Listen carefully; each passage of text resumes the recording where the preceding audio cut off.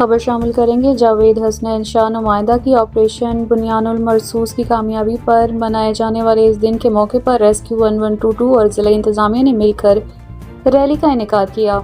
Rally के दौरान पाक फौज जिंदाबाद, पाकिस्तान पाइंदाबाद के फलक शगाफ नारे लगाए गए और वतन से मोहब्बत का वालेहाना इजहार किया गया। रैली के इख्तिताम पर डिप्टी कमिश्नर मोहम्मद अली बुखारी ने परचम बुलंद किया, जिसके बाद पुलिस और रेस्क्यू 1122 के दस्तों ने परचम को सलामी पेश की। इस पुरजोश तकरीब में शहरियों, सिविल सोसाइटी और मुख्तलिफ महकमों के अफसरान ने शिरकत की।